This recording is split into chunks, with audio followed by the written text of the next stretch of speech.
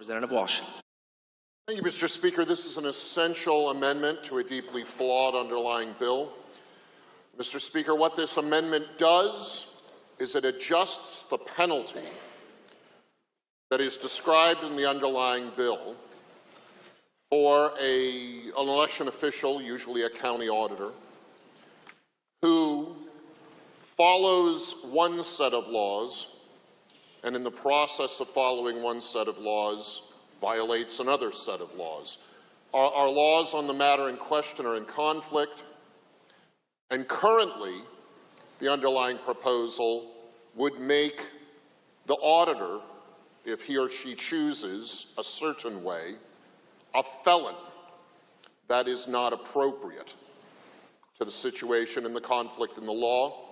The amendment changes the penalty to a civil infraction, which is appropriate to the conflict in our laws. And Mr. Speaker, the amendment also gets rid of an emergency clause, which is inappropriate to the subject matter of the underlying bill.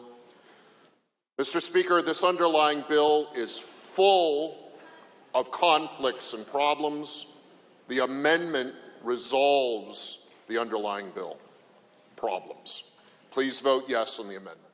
Further remarks, the member from the 19th District, Representative Walsh.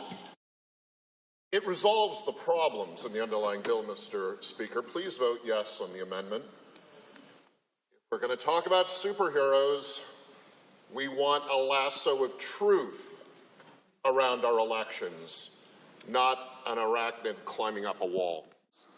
The good member from the 19th District, Representative Walsh. Thank you, Mr. Speaker. Bad bill. Vote no. Since the good woman from the 29th has brought up constitutional terms here, as you well know, Mr. Speaker, Article 1, Section 2 of the state constitution recognizes the supremacy of the federal constitution, and the federal constitution in the 14th Amendment and other sections makes it clear that diluting the voice of legitimate voters is an unconstitutional restriction and impairment of their right to vote. Now, Mr. Speaker, in the underlying policy here that we're considering today, this proposal eliminates a necessary check on the quality and the maintenance and the trustworthiness of our voter rolls. Mr. Speaker, county auditors and the election officials in this state are truly charged with maintaining our voter databases and the overall trustworthiness and reliability of our elections. It's a heavy duty. And they face right now a conflict between law and policy at the federal and state level over what protecting that information, that data, the trustworthiness, the reliability of the voter data means. And if an election official receives a lawful request from the federal government to share voter information so that the Justice Department, the federal Justice Department, can investigate and make sure that your and my and every Washingtonian's 14th Amendment right to not have his or her vote diluted, that local election official currently is in a quandary. What do I do? Do I answer the lawful request from the federal government and risk violating a statutory law here in Washington?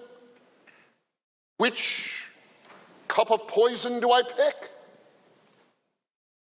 And if that auditor or another election official's training and judgment tell them answer the one request, risk breaking the other law, that is a moral choice and an informed choice. It is not felonious crime. If there's going to be a penalty, the penalty should be administrative. And I'm not sure there should be a penalty at all.